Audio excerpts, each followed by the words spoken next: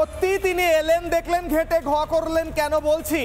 তার কারণ যেখানে সুপ্রিম কোর্টের জাজমেন্টে স্পষ্টভাবে উল্লেখ রয়েছে যে ব্যাপক পরিমাণে দুর্নীতি হয়েছে, স্পষ্টভাবে উল্লেখ আছে যে কারণে এসএসসি থেকে ভাগ করা হয়নি কে যোগ্য কে অযোগ্য, সেই জন্য প্রত্যেকের চাকরি বাতিল হচ্ছে। সেখানে মুখ্যমন্ত্রী মমতা বন্দ্যোপাধ্যায় আজ বলে দিলেন, জানিয়ে দিলেন যে তিনি কি করতে চলেছেন। তার plan A, B, C, D, E, বিভিন্ন প্ল্যানের কথা তিনি বললেন, কিন্তু কি প্ল্যান সেটা স্পষ্ট করলেন না।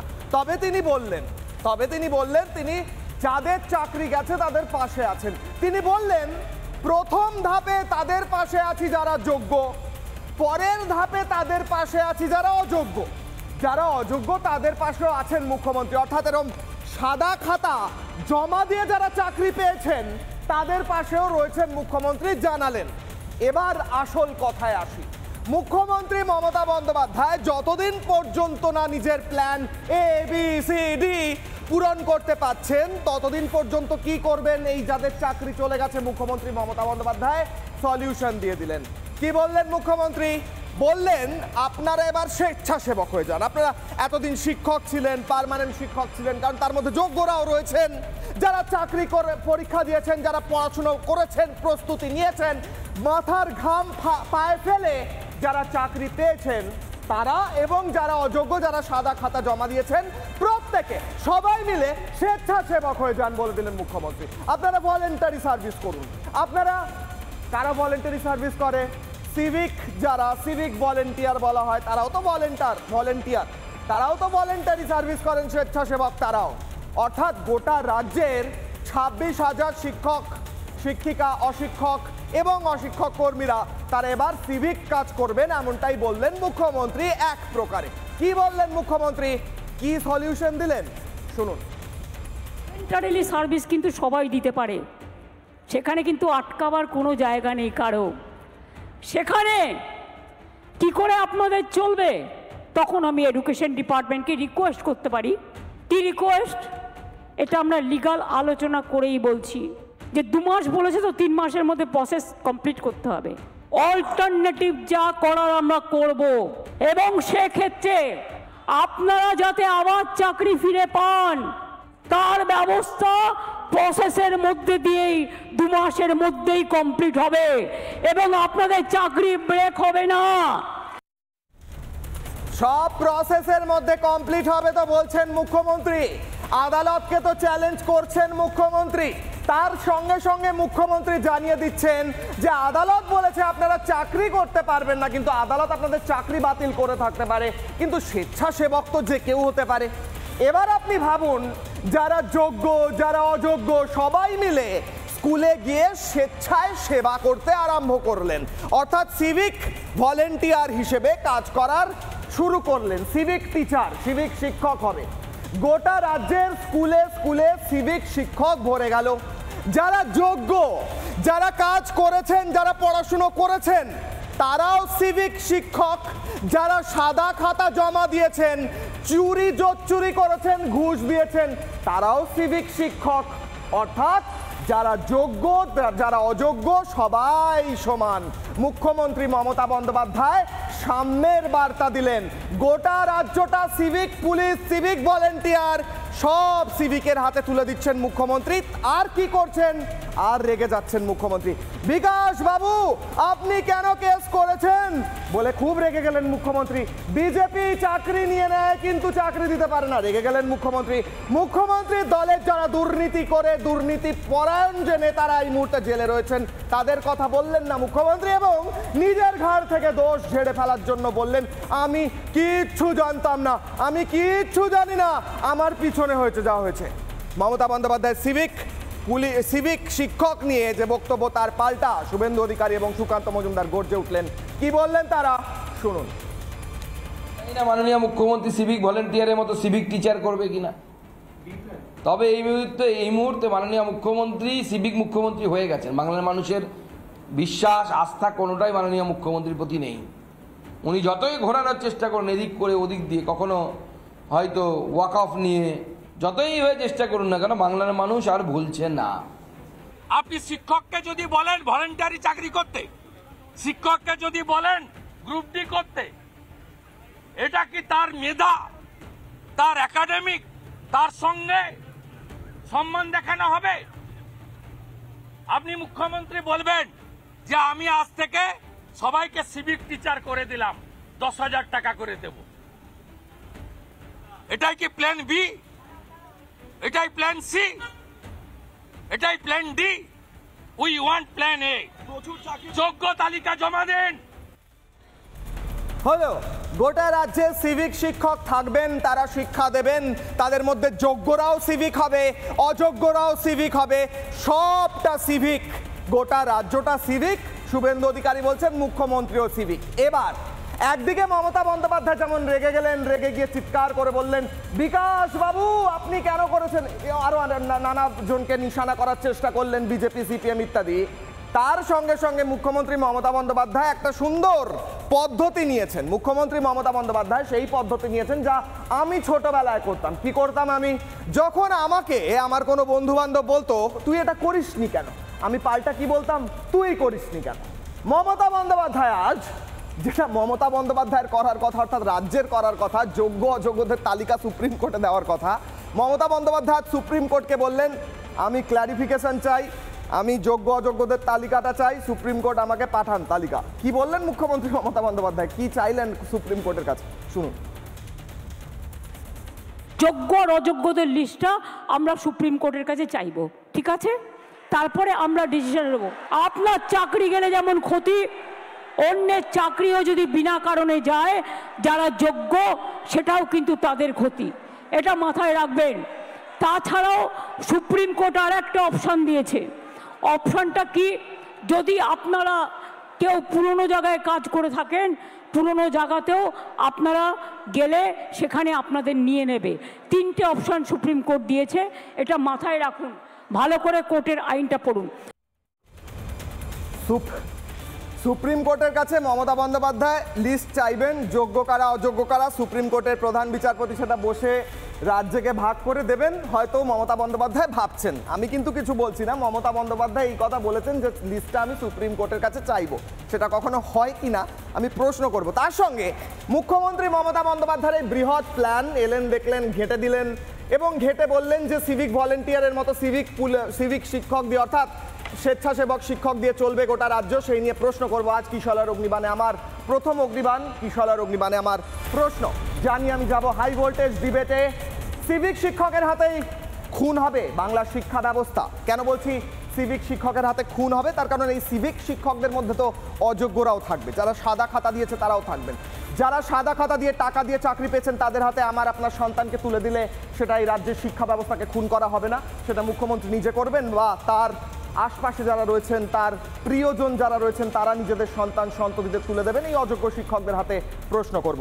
যাব ডিবেটে। এই মুহূর্তে আমার সঙ্গে যারা উপস্থিত রয়েছেন, আমার সঙ্গে রয়েছেন অভ্র সেন, বিজেপি মুখপাত্র, আমার সঙ্গে রয়েছেন অনির্বাণ ব্যানার্জি, আইনজীবী তথা তৃণমূলকে সমর্থন করেন, আমার সঙ্গে রয়েছেন শুভম ব্যানার্জি, সিপিআই নেতা, আমার সঙ্গে রয়েছেন রাজীব হাঁসদা, চাকরিহারা, আমার সঙ্গে রয়েছেন সুদীপ কোনার, চাকরিহারা। আমি প্রথমে সুদীপের কাছে যাব। সুদীপ, মমতা বন্দ্যোপাধ্যায় আজ স্পেসিফিক্যালি অনেকগুলো সমাধান করে দিলেন, সব কিছু সমাধান হয়ে গিয়েছে, আপনাদের ব্যবস্থা মুখ্যমন্ত্রী করে দেবেন এবং যতদিন পর্যন্ত না করছেন ততদিন পর্যন্ত স্বেচ্ছাসেবক হিসেবে আপনারা গিয়ে চাকরি করতে পারবেন বা যারা চাকরি দিচ্ছেন চাকরি করতে পারবেন, অর্থাৎ সিভিক শিক্ষক হিসেবে আপনারা কাজ করতে পারবেন।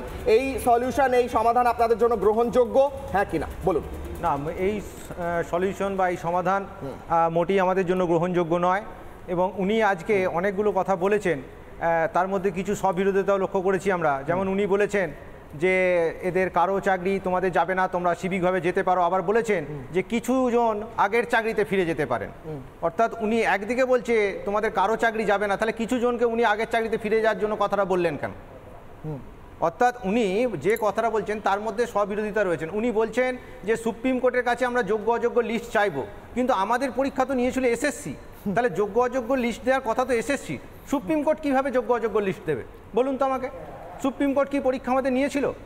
আমরা যে যোগ্যতার মান উত্তীর্ণ হয়েছিলাম সেটা তো এসএসসির পরীক্ষার মাধ্যমে, তাহলে সেটা তো এসএসসি দেওয়া উচিত। আজকে আমরা ভেবেছিলাম যে আমাদের মাননীয় মুখ্যমন্ত্রী আসবেন এবং তিনি বলবেন যে হ্যাঁ এর পরে আমরা যে রিভিউ পিটিশনে যাব। আপনারা ছিলেন বৈঠকে? আমরা ঢুকতে পারিনি। ঢুকতে পারেন? আমরা ঢুকতে পারিনি, আমরা বাইরে ছিলাম। এবং আমি বাইরে। আপনারা কি অযোগ্য মানে আপনারা ঢুকতে পারলেন না কেন? ঢোকার কি ব্যবস্থা ছিল? আমরা অযোগ্য কিনা সে প্রশ্ন তো এখন গোটা সমাজের কাছে উঠে আছে। আজকে দেখুন সব দল বলছে আমাদের জন্য চিন্তা, আমাদের জন্য চিন্তা, আমরা যোগ্য, আমরা যোগ্য।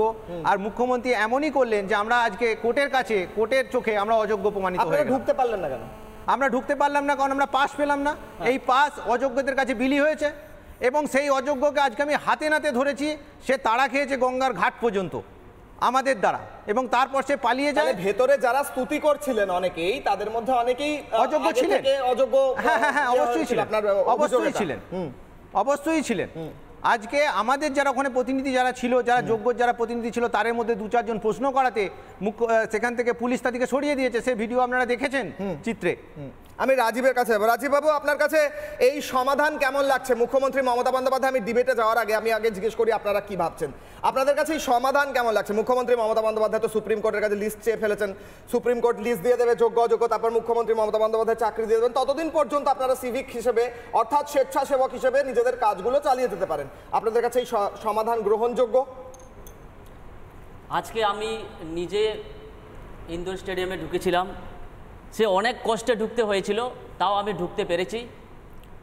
তো আজকে মাননীয় মুখ্যমন্ত্রী যে প্রতিশ্রুতি আমাদের দিলেন, আমরা যোগ্য হিসেবে এবং আমি যোগ্য হিসেবে আমি মেনে নিতে পারছি না। এর থেকে বেশি আশা করেছিলাম। আমাদের সুপ্রিম কোর্টের রায়ে চাকরি চলে গেছে, এখনও আমাদের ফ্যামিলি, আমি এবং সবাই এই সমাজ মানে ধ্বংসের পথে চলে গেছে। এটা আমরা মেনে নিতে পারছি না এবং আমি স্কুলে যেতে পারছি না। আমি পড়াতে ভালোবাসি, আমার ছাত্রছাত্রীদেরকে ভালোবাসি, এখনও যেতে পারছি না। এটা আমি মন থেকে কখনো মেনে নিতে পারছি না। আমরা মুখ্যমন্ত্রী বলছেন আপনি স্বেচ্ছাসেবক হিসেবে যেতে পারবেন, এটা আমি তীব্র বিরোধিতা করছি। এবং উনি এটা কেন বললেন? আপনি যোগ্যদের হয়ে যদি থাকতে মানে আপনি কথা বলেন, তাহলে আপনি যোগ্যদেরকে অযোগ্য প্রমাণিত করে আপনি আমাদেরকে সিভিক টিচার বানিয়ে দিচ্ছেন। এটা আমরা তীব্র বিরোধিতা করছি। আমি যখন ওখানে জিজ্ঞেস করতে গিয়েছিলাম, আমি হাত তুলে আমি মুখ্যমন্ত্রীকে জিজ্ঞেস করতে চেয়েছিলাম যে আমার কথা শুনুন, আমাদের যোগ্যদের কথা শুনুন। হাত জোর করে আমি জিজ্ঞেস করতে চেয়েছিলাম যে আপনি তো প্রতিশ্রুতি দিচ্ছেন, কিন্তু আমাদের কথা কে শুনবে? যোগ্যদের কথা কে শুনবে? আপনি এখনও সুপ্রিম কোর্টে সঠিকভাবে যোগ্য এবং অযোগ্যদের তালিকা, যেটা সঠিক ডকুমেন্টেশন এখন করেননি এবং এসএসসি করেনি, তাই আমাদের এই অবস্থা। এখানে এসএসসি চেয়ারম্যান বলেছিল যে এই লিস্টের বাইরে কি থাকতে পারে, কি অযোগ্য থাকতে পারে, কি যোগ্য থাকতে পারে, এটা আমি ঠিক বলতে পারছি না। এটা কিন্তু বলেছিল। তাহলে কেন এরকম বলবেন? কেন দ্বিচারিতা করবেন? আজকে দেখুন, যখন হাইকোর্টে কেস চলছিল, অভিজিৎ গাঙ্গুলি যখন রায়টা দিয়েছিলেন, তখন এই যোগ্য অযোগ্য ভাগ হয়ে গিয়েছিল। কেন তখন আমাদের মুখ্যমন্ত্রী থেকে আমাদের এসএসসি এবং যারা অযোগ্যরা তারা তো সুপ্রিম কোর্টে প্রসিড করেছিল, কেন তখন সরকার বিরোধিতা করেছিল? তার মানে এটা হচ্ছে এই সরকার আমাদের পক্ষে, মানে যোগ্যদের পক্ষে কোনোদিনও ছিল না। এখান থেকে আমি যাব, আমি অনির্বাণ বাবুর কাছে যাব। আচ্ছা, আর একটা কথা বলবো, শেষ করুন। আরেকটা কথা হচ্ছে, আমরা এখনো সরকারের কাছে দাবি করতে চাই, এসএসসির কাছে দাবি করতে চাই, এখনো আপনাদের হাতে সময় আছে আমাদেরকে বাঁচানোর জন্য। সঠিক পদ্ধতিতে আপনার এখনো কিউরেটিভ পিটিশন বা রিভিউ পিটিশন করুন আমাদেরকে বাঁচানোর জন্য, এবং সঠিক মিরর ইমেজ যতগুলো 9, 10, 11, 12 গ্রুপ সি গ্রুপ ডি আপনি সবার মিরর ইমেজ পাবলিশ করুন। আমি দ্বিতীয়বার আসবো প্রত্যেকের কাছে। অনির্বাণ বাবু, আমার প্রশ্ন হচ্ছে, যাদের মমতা বন্দ্যোপাধ্যায় স্বেচ্ছাসেবক হিসেবে কাজ করতে বলছেন, তাদের মধ্যে যোগ্যরা যেমন রয়েছেন, অযোগ্যরাও রয়েছেন। আপনি নিজে যদি একজন সন্তানের পিতা হতেন, একজন সাদা খাতা দেওয়া শিক্ষকের কাছে, স্বেচ্ছাসেবক শিক্ষকের কাছে আপনার নিজের সন্তানকে পাঠাতে কমফোর্টেবল হতেন? কোনো বাবা মা কি সেটা সম্ভব হবে যে একটা সিভিক টিচারের কাছে, যে অযোগ্য সাদা খাতা দিয়ে চাকরি পেয়েছে, তার কাছে মুখ্যমন্ত্রী মমতা বন্দ্যোপাধ্যায়ের কথায় নিজের সন্তানকে পাঠাচ্ছেন? এটা কি একটা ভ্যালিড সলিউশন, সমাধান বলে আপনার মনে হয়? বলুন। প্রথম কথা, এখনও সরকারের তরফ থেকে কাউকে টার্মিনেশন লেটার ইস্যু করা হয়নি। অ্যাপয়েন্টিং অথরিটি যারা, তারা যদি টার্মিনেশন লেটার না দেয়, তাহলে যারা শিক্ষক রয়েছেন বা অশিক্ষক কর্মচারী রয়েছেন, তারা নিশ্চিতভাবে তাদের কাজের জায়গায় তাদের যে কাজ সেটা তারা কন্টিনিউ করতে পারেন। দ্বিতীয়ত, লিগালি যে জায়গাটাকে হ্যান্ডেল করতে হবে, তার জন্য যে সুপ্রিম কোর্টের নামজাদা লয়ার্স, সেটা অভিষেক মনু সিংভি হন, কপিল সিব্বল হন, এমনকি প্রশান্ত ভূষণ হন, এরকম একাধিক নামজাদা লয়ারের সঙ্গে স্টেট গভর্নমেন্ট কনসাল্ট করছে।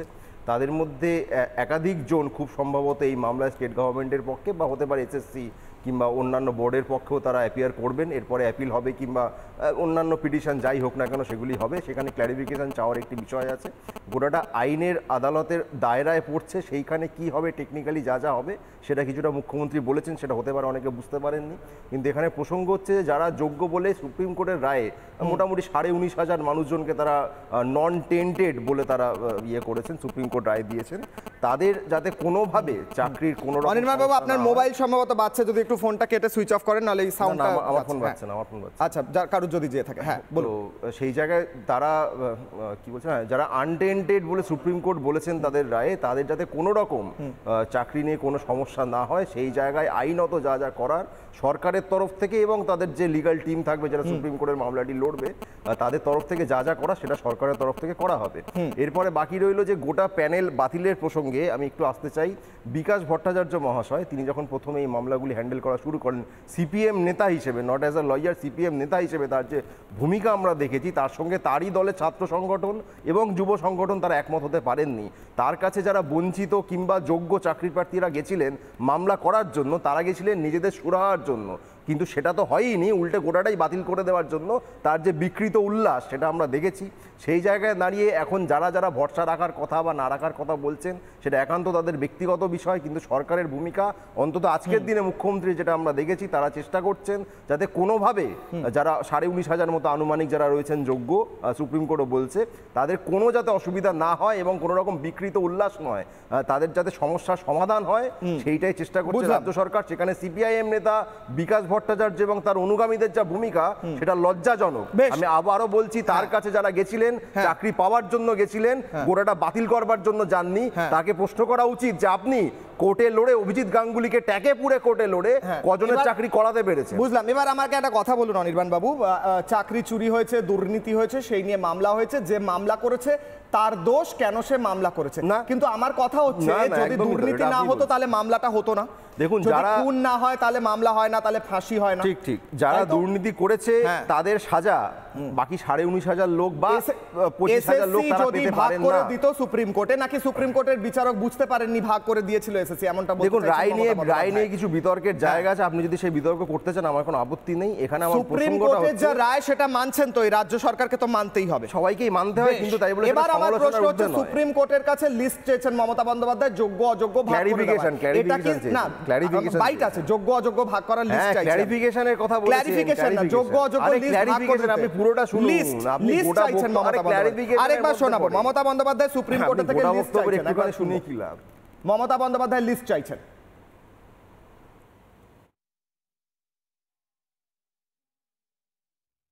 যোগ্যদের লিস্টটা আমরা সুপ্রিম কোর্টের কাছে চাইব, ঠিক আছে? তারপরে আমরা ডিসিশন নেব। আপনার চাকরি গেলে যেমন ক্ষতি, অন্যের চাকরিও যদি বিনা কারণে যায় যারা যোগ্য সেটাও কিন্তু তাদের ক্ষতি, এটা মাথায় রাখবেন। তাছাড়াও সুপ্রিম কোর্ট আর একটা অপশান দিয়েছে। অপশানটা কি? যদি আপনারা কেউ পুরনো জায়গায় কাজ করে থাকেন, পুরনো জায়গাতেও আপনারা, মমতা বন্দ্যোপাধ্যায় স্পষ্টভাবে বলে শুরু করলেন যোগ্য অযোগ্যদের লিস্ট আমরা সুপ্রিম কোর্টের কাছে চাইবো, তারপর আমরা পরে ডিসিশন নেব। শুনলেন তো? আপনি যদি গোটা বক্তব্যটার মধ্যে একটুখানি তুলে বলেন যেখান থেকে শুরু করলেন, ন্যাচারালি বক্তব্য কি খাপছাড়া বক্তব্যটা শুনে তারপর ডিবেট করতে বলবো। আপনি কি শুনেননি? মমতা বন্দ্যোপাধ্যায় তো বললেন ক্লারিফিকেশন চাইবেনই বা কেন সুপ্রিম কোর্টের কাছে আমি জানি না। কেন চাইবেন? কারণ এটা লিস্টও চাইছেন। কারণ কিশোলাই আপনি তো মানে আইনজীবী নন, হলে একটু বুঝতে পারছেন। আমি আইনজীবী নয় বলেই তো আমার কাছে প্রশ্ন। এক্স্যাক্টলি, কোর্টের কি রায়? মমতা বন্দ্যোপাধ্যায়, আমি আইনজীবী না হয় আমি জানি সুপ্রিম কোর্টের কাজ নয় লিস্ট বার করে মমতা বন্দ্যোপাধ্যায়ের হাতে তুলে দাও। ক্লারিফিকেশন ব্যাপারটা বুঝুন, তাহলেই বুঝতে পারবেন কি বলতে চেয়েছেন। লিস্ট চাওয়ার প্রশ্ন নয়, এটা ক্লারিফিকেশনের ভিত্তিতে। ঝামেলা ক্লারিফিকেশনটা বলুন। ক্লারিফিকেশনও চেয়েছেন, লিস্টও চেয়েছেন, দুটোই চেয়েছেন। নিন এবার বলুন লিস্ট কেন চাইছেন? আরে ক্লারিফিকেশনের মধ্যেই সেটা পড়ে, তার মধ্যে একাধিক ক্লারিফিকেশনের মধ্যে মমতা বন্দ্যোপাধ্যায় বলছেন না এটা। মমতা বন্দ্যোপাধ্যায় বলছেন আমি সুপ্রিম কোর্টের কাছে যোগ্য অযোগ্যদের লিস্ট চাই। দেখুন, আপনি নার্সারির বাচ্চা নন, আপনি নার্সারির বাচ্চা নন, আমি আপনার টিচার নই। আপনি কি বুঝবেন কি বুঝবেন না সেটা আপনার ব্যাপার। মমতা বন্দ্যোপাধ্যায় বাংলা ভাষায় বলছেন আমি সুপ্রিম কোর্টের কাছে ক্লারিফিকেশন ইংরেজি কাছে লিস্ট চাই। ক্লারিফিকেশন ইংরেজি, লিস্টটাও ইংরেজি। যাই হ্যাঁ, তো কি হচ্ছে? ওটা হচ্ছে আইনের পদ্ধতির মধ্যে ক্ল্যারিফিকেশন ক্লারিফিকেশনও চাইছেন, লিস্টও চাইছেন। এবার বলুন, লিস্ট দেওয়াটা কি সুপ্রিম কোর্টের কাজ? মমতা বন্দ্যোপাধ্যায়কে বলুন। সেটা যখন ক্ল্যারিফিকেশন চাইবেন, পিটিশন যখন হবে, রায় যখন আপনি আমায় যখন আইনজীবী হিসেবে সওয়াল বোঝান। জবাব হবে, তখন আপনি দেখতে পাবেন। সুপ্রিম কোর্টের কাজ মমতা বন্দ্যোপাধ্যায়কে যোগ্য অযোগ্যদের লিস্ট ভাগ করে দেওয়া কি, হ্যাঁ কি না? আমি এটা বুঝতে চাইছি। আমি তো আইনজীবী নই, ক্ল্যারিফিকেশন আপনি যদি বলবেন তো, আমি বুঝতে কোনো চাইছি। পিটিশনার যদি ক্ল্যারিফিকেশন চান, ক্লারিফিকেশন তো চাইলেন, হয়ে গেল, লিস্টের কথা বলছি। কোনো পিটিশনার যদি ক্ল্যারিফিকেশন চান, তার অন্তর্গত যদি এরকম কোনো তালিকার প্রসঙ্গ সেটা ওঠে, সুপ্রিম কোর্টে দেওয়ার কথা। মমতা বন্দ্যোপাধ্যায়কে সুপ্রিম কোর্ট লিস্ট দেবেন যোগ্য অযোগ্য ভাগ করে, এটা আমি জিজ্ঞেস যে তালিকার ভিত্তিতে এসএসসি সুপ্রিম কোর্টে জমা দেওয়ার পর সুপ্রিম কোর্ট যে তালিকার ভিত্তিতে তাদের রায় দিয়েছেন, সেটা সংক্রান্ত কোনো ধোঁয়াশা যদি মনে করেন কেউ আছে, তিনি ক্ল্যারিফিকেশন চাইতেই পারেন। তার অন্তর্গত যদি কোনো তালিকার প্রসঙ্গ থাকে, সেটা সুপ্রিম কোর্ট চাইলে জানাতেই পারে তার মতো করে। এটাও জানাতে পারে যে এটার প্রসঙ্গে হয়তো এসএসসি উত্তর দেবে বা অন্য কেউ উত্তর দেবে, সেটা আলাদা বিষয়। কিন্তু ক্ল্যারিফিকেশন চাওয়াটা একটা লিগ্যাল স্টেপ। Clarification সেইটা চাওয়া রাজ্য হলো- সরকার হোক, এসএসসি হোক, তারা চাইতেই পারে। ক্লারিফিকেশন চাওয়া সেটা হলো যারা যোগ্য বঞ্চিত চাকরি প্রার্থী, অযোগ্যদের তারাও লিস্ট চাইতে ছিল পারে। না বলেই সুপ্রিম কোর্ট যোগ্য অযোগ্য ভাগ করতে না পেরে বলেছেন যে প্রত্যেকের চাকরি বাতিল হবে। মমতা বন্দ্যোপাধ্যায় লিস্ট বলছেন যদি- আপনারা যোগ্য অযোগ্য ভাগ করে দিন, যদি তারপর আমরা ডিসিশন নেব। যদি যোগ্য অযোগ্যের ভাগ কোনো রকম কোথাও না থাকতো, তাহলে আনটেন্টেড এবং টেন্টেড এই তথ্যগুলি আসতো না, এই না, শব্দ বিষয়টা দুটি হচ্ছে আসতো আপনি না। গোলাবেন না দাদা। আমি একটা না, আমি সাধারণ গোলাচ্ছি না। আইনজীবী না হয়েও আমি বুঝতে না, না, পারছি আপনি অনেকের তা আপনার স্পষ্ট কাছে। কারা সেখানে রয়েছেন, যারা চাকরি পেয়েছেন এমন ভাবে ধোঁয়াশা ভাবে, সেটা অনেকের ক্ষেত্রে স্পষ্ট, বাট অনেকের ক্ষেত্রে স্পষ্ট নয়। তারা পেয়েও হ্যাঁ, থাকতে পারেন ওইভাবে, তার মানে নাও অনেকের পেয়ে ক্ষেত্রে থাকতে পারেন। স্পষ্ট, আমার কথা যাদেরকে হচ্ছে tainted list বলা হচ্ছে। দেওয়াটা কি সুপ্রিম কোর্টের কাজ? হ্যাঁ, মমতা কাজের মধ্যে বন্দ্যোপাধ্যায়? পড়ে, কাজের মধ্যে পড়ে। যদি কোনো আচ্ছা, সুপ্রিম পিটিশনার কোর্টের কাজের মধ্যে ক্ল্যারিফিকেশন পড়ে। চান, আমি অব্রর কাছে তার যাবো। অন্তর্গত বিষয়ে সুপ্রিম কোর্ট সুপ্রিম চাইলে কোর্টের দিতে কাজ পারে। হচ্ছে মমতা বন্দ্যোপাধ্যায়কে যোগ্য অযোগ্যদের লিস্ট দেওয়া। আমার মমতা প্রশ্ন দুটো বন্দ্যোপাধ্যায়কে অব্র। নয়, সরকার যে বেশ, পিটিশনার সরকারের মাথায় মমতা বন্দ্যোপাধ্যায়। অব্রকে আমি প্রশ্ন করবো। অব্র, প্রথম কথা হচ্ছে তুমি আপনি এই রাজ্যে এই সিভিক শিক্ষক যাদের নিয়োগ করা হবে বা কাজ করবেন যারা, তাদের কাছে আমরা কি আমাদের যারা সন্তান সন্ততি রয়েছেন, পরের জেনারেশন রয়েছেন, তাদেরকে আমরা, কারণ তাদের মধ্যে যোগ্য রয়েছেন অযোগ্য রয়েছেন, তাদের পাঠাতে আমরা কমফোর্টেবল হবো, 1 নম্বর। আর 2 নম্বর, সুপ্রিম কোর্ট মমতা বন্দ্যোপাধ্যায়কে এই লিস্টটা কবে তৈরি করে দেবেন বলে আপনার মনে হচ্ছে, বলুন। দেখুন, এসএসসি হচ্ছে রিক্রুটিং অথরিটি। আমাদের রাজ্য সরকারে বসে আছে তৃণমূল কংগ্রেস। তৃণমূল কংগ্রেসের নেতারা জালিয়াতি করেছে, পয়সা তুলেছে, পয়সা তুলে খাটের তলায় লুকিয়ে রেখেছিল, আর কি কি করেছে তারাই জানে। কিন্তু লিস্টটা এসএসসি দেবে না, লিস্টটা রাজ্য সরকার দেবে না। তৃণমূলের লোক আসানো যুক্তি হচ্ছে লিস্টটা সুপ্রিম কোর্ট দেবে। সুপ্রিম কোর্ট যখন বারংবার জিজ্ঞেস করছিল এসএসসিকে যে আপনারা কি লিস্টটা দিতে পারবেন, এসএসসি কিন্তু দিতে পারবো বলেও লিস্টটা দিতে পারেনি। কিন্তু আজকে গুলিয়ে দেওয়ার জন্য ওই 40 মিনিট মুখ্যমন্ত্রীর বক্তব্য শোনানোর মতো ব্যাপারটা হয়ে গেল। আপনি যদি আরও 40 বার অনির্বাণদাকে এই প্রশ্ন করতেন, ওই একই রকম 40 বার উত্তর আসতো, ওই ক্ল্যারিফিকেশন লিস্টের অবধি আর উনি যেতে পারতেন না। তো যাই হোক, ঠিক আছে।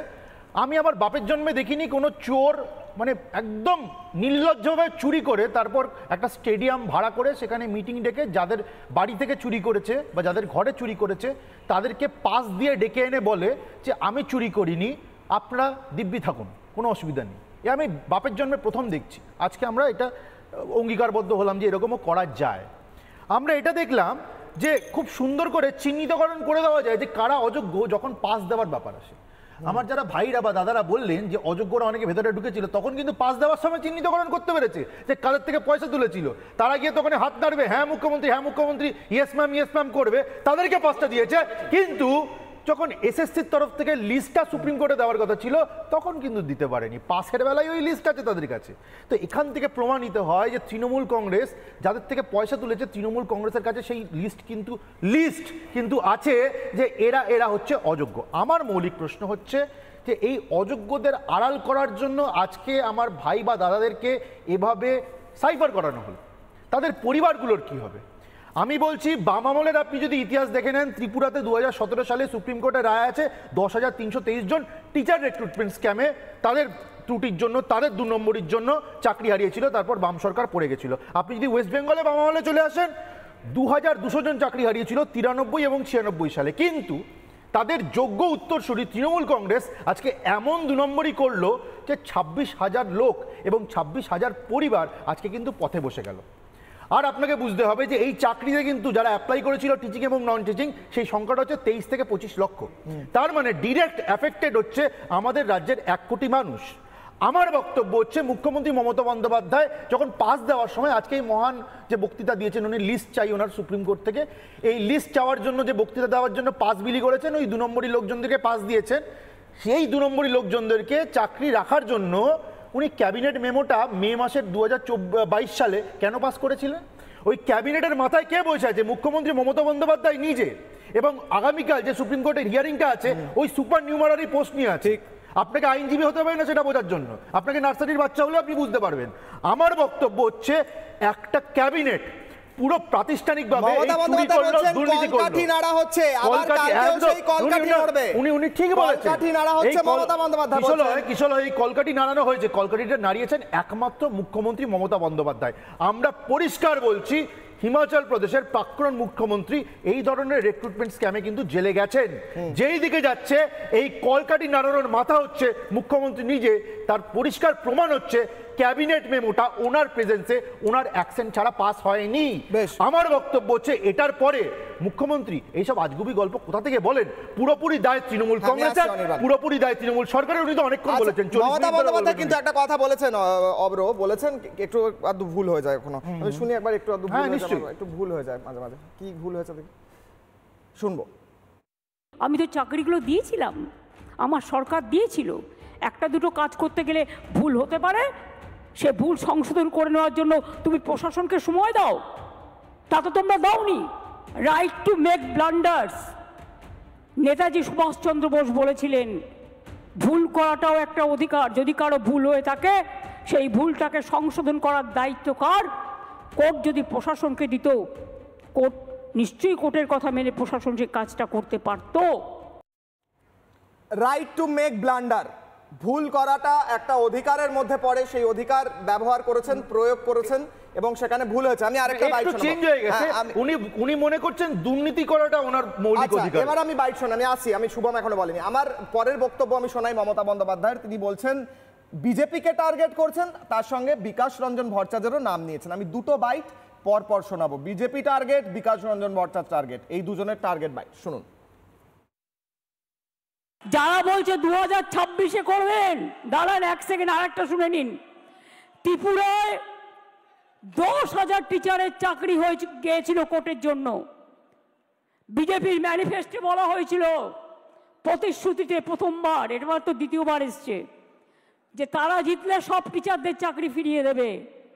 দেয় তো নি, উপরন্তু যারা প্রতিবাদ করতে গিয়েছিল তাদের মাথাগুলো মেরে ফাটিয়ে দিয়েছে। সুতরাং মনে রাখবেন, এদের বিশ্বাস করবেন না, এরা দুমুখে কেউটে সাপ। আমরা এক নয়, এটা মাথায় রাখবেন। আম গাছে কখনো আমরা ফলে না, আর আমরা গাছে কখনো আম ফলে না, এটা মাথায় রাখবেন। এবং তাই এই কেসটাও আমরা লড়বো, just like a royal Bengal tiger. কিন্তু তার মানে এই নয় তুমি গিয়ে কেন অ্যাপ্লাই করলে।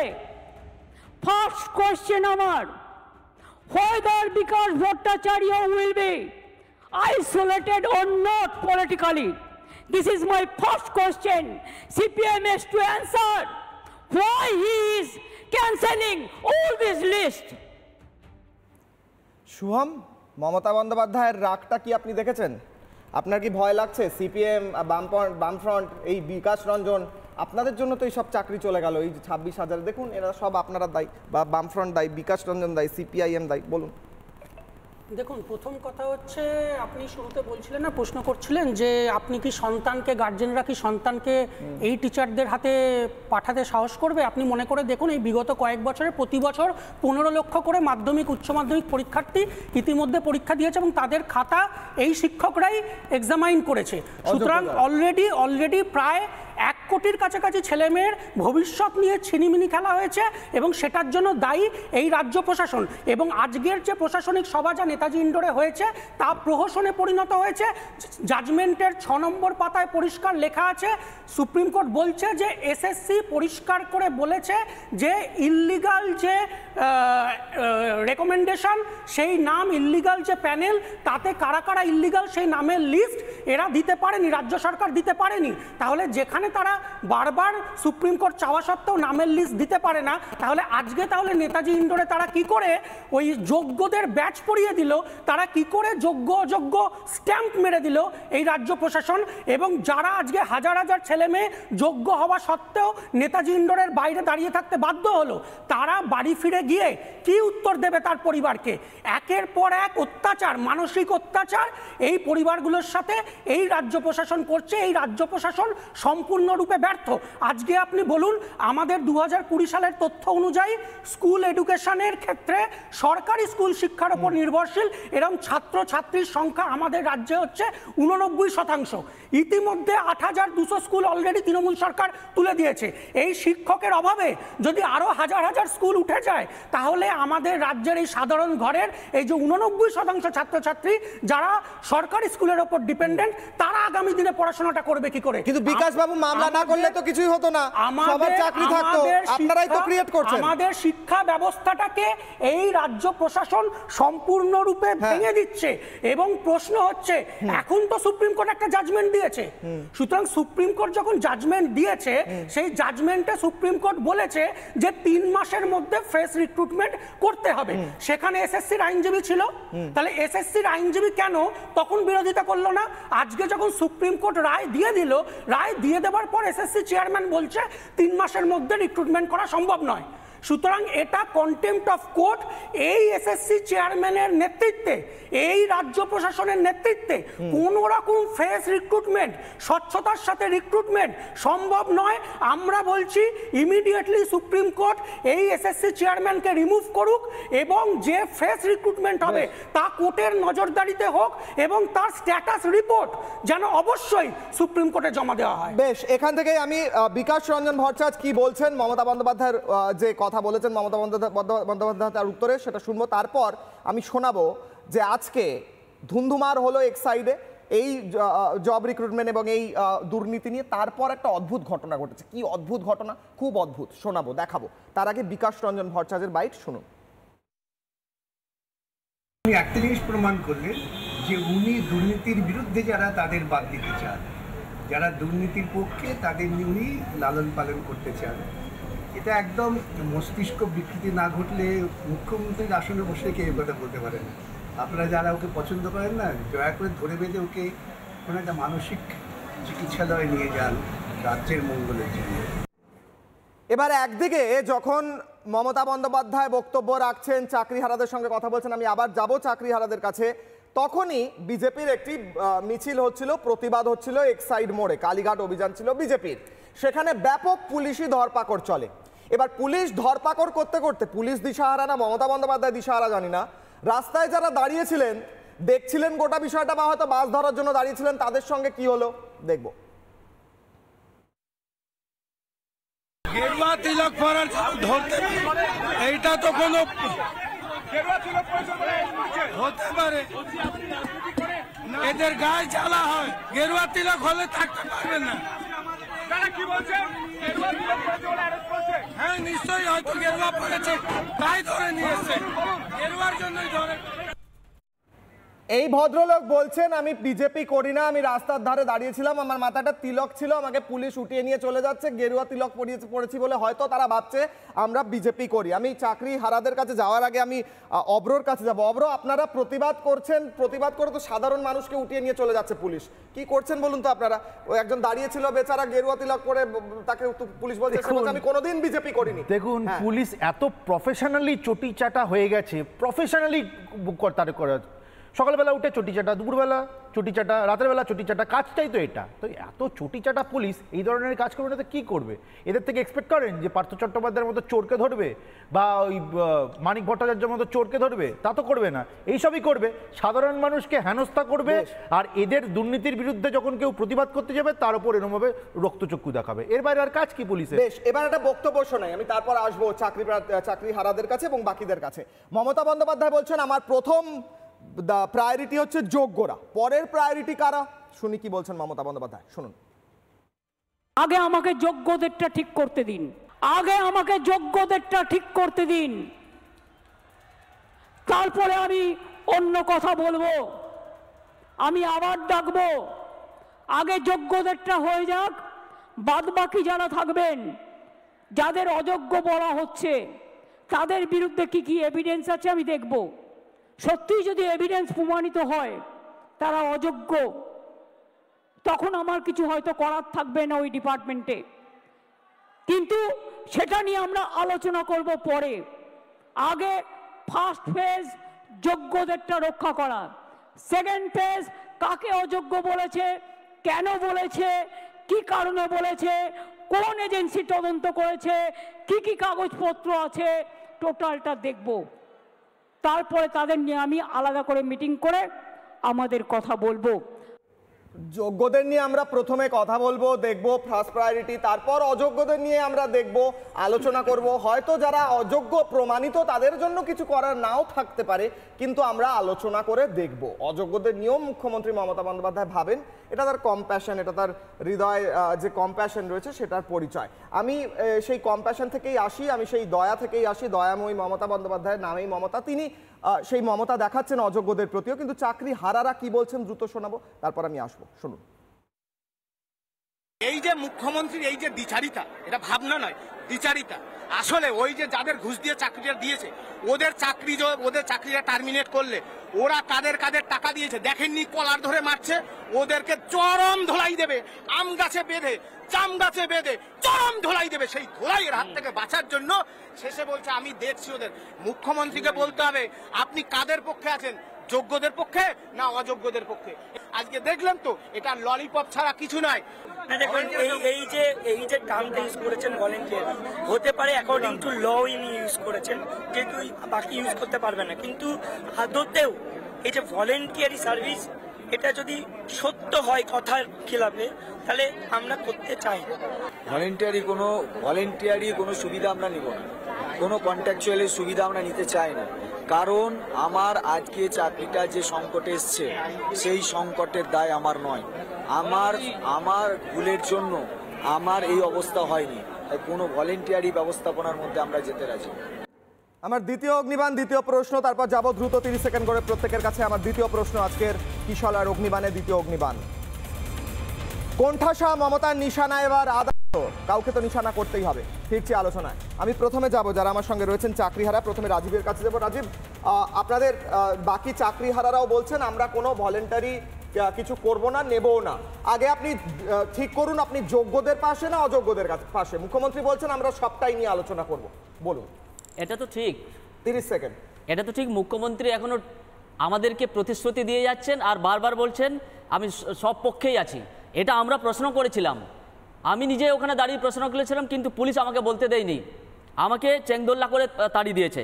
এই যে মুখ্যমন্ত্রী বলছেন যে আপনারা স্কুলে চলে যান, ফিরে যান এবং ভলান্টারি মানে সিভিক হিসেবে আপনি টিচার হিসেবে কাজ করেন, সিভিক টিচার হিসেবে কাজ করুন, কিন্তু এখানেও একটু আইনের ব্যাপার আছে। আমরা যদি সেখানেও জয়েন করি সেক্ষেত্রে আমাদের সার্ভিসের কি হতে পারে, আমরা সেটা নিয়ে পরামর্শ করব।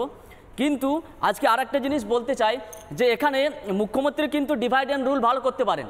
আমাদের মধ্যে যারা যোগ্য আছি, যারা আমরা চাকরি ফিরে পাওয়ার আন্দোলন করছি, তাদের মধ্যেও আমাদের মধ্যে ডিভাইড করে দিয়েছেন। আপনারা জানেন যারা পাস দিচ্ছিলেন তারা কিন্তু এই মিটিংটাকে অর্গানাইজ করছিলেন, এটা সবাই দেখতে পেয়েছেন। যারা পাস দিচ্ছিলেন তারা অর্গানাইজ করেছিলেন, আমরা কিন্তু পাস পাইনি, আমরাও যোগ্য, কিন্তু আমাদেরকে অনেক কষ্ট করে ঢুকতে হয়েছে, কিন্তু অনেকেই ঢুকতে পায়নি। কেন? এটাই প্রশ্ন। আমি এখান থেকে সুদীপের কাছে আসবো। কেন কিছুকে কাউকে ঢুকতে দেওয়া হচ্ছে, কাউকে ঢুকতে দেওয়া হচ্ছে না? আর যোগ্য অযোগ্য মুখ্যমন্ত্রী তো সবার পাশে আছেন, আপনারা কি বলছেন? কারণ আমরা মুখ্যমন্ত্রীকে প্রশ্ন করব, মুখ্যমন্ত্রী বলছেন যে 2 মাসে পুষিয়ে দেবেন। কি পোষাবেন? আমরা পোষানোর তত্ত্ব নেবো কেন? আমরা স্কুলে যাই, কাজ করি, তার বেতন নেবো। এই পোষানোর তত্ত্বে আমরা যাব, মুখ্যমন্ত্রী কিভাবে পোষাবেন, কি পোষাবেন আমাদের প্রতি? উনি বলছেন ভলেন্টিয়ারি সার্ভিস দাও। কেন দেবো? আমি ভলেন্টিয়ারি সার্ভিসের জন্য 2016 সালে পরীক্ষা দিয়েছিলাম, তারপরে আর একটা চাকরি আমি ছেড়েছি, এই জন্য দিয়েছিলাম পরীক্ষা। আমি তো রাজ্য সরকারকে বিশ্বাস করেছিলাম, তো বিশ্বাসঘাতকতা করলো না রাজ্য সরকার আমার সাথে।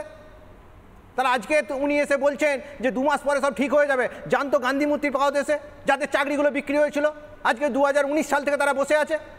তাদেরকেও মুখ্যমন্ত্রী তখন তৎকালীন শিক্ষামন্ত্রী পার্থ চট্টোপাধ্যায়কে পাশে নিয়ে বলেছিলেন, যিনি আজকে শিগরে আছেন, বলেছিলেন যে তোমাদের 6 মাস বাদে তোমাদের সবাইকে নিয়োগ করে নেওয়া হবে। হয়েছে তাদের চাকরি। আজকে মুখ্যমন্ত্রী নেতাজি ইন্ডোর স্টেডিয়ামে এসে বলছে 2 মাস পরে সব ঠিক হয়ে যাবে। সাধারণ মানুষ কি বলছেন একবার দেখবো, বাকি আমি রাজনৈতিক যারা মুখপাত্র তাদের কাছে যাব। সাধারণ মানুষকে আমরা প্রশ্ন করেছিলাম মুখ্যমন্ত্রী মমতা বন্দ্যোপাধ্যায় কোন ঠাসা হয়েই কথা বলছেন কিনা, কিংবা আদালতকে নিশানা করছেন কিনা। প্রথমে দেখবো ফেসবুকে কি পোল রেজাল্ট এসছে। হ্যাঁ বলছেন কত শতাংশ? 86% হ্যাঁ বলছেন এবং না বলছেন 14%। 86% বলছেন উনি কোণঠাসা হয়ে আজ আদালতকে নিশানা করার চেষ্টা করছেন, আদালতকে স্কেপগোট করেছেন। পরের টুইটার বা এক্স হ্যান্ডেলে কি রেজাল্ট এসছে আমরা দেখব।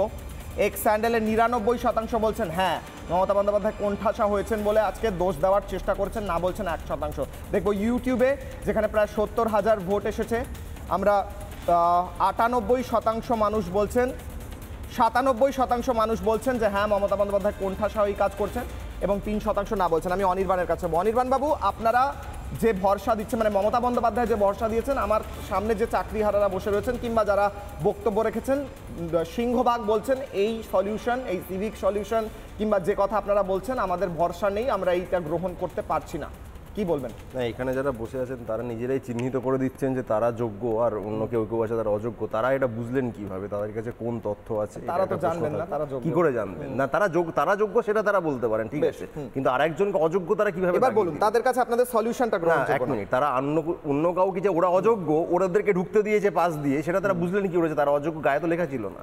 তাহলে এই যে একটা পারসেপশনের ভিত্তিতে কাউকে দাগিয়ে দেওয়া যে ও হচ্ছে অযোগ্য, আমি ভাই যোগ্য, এইখানে যারা আন্দোলনরত চাকরির প্রার্থী বা যারা চাকরি হারিয়েছেন তাদের মধ্যে একাধিক শিবিরের বিভাজন রয়েছে। তাদের নিজেদের মধ্যে যদি ঝামেলা থেকে থাকে তাতে কোনো সলিউশন হবে না।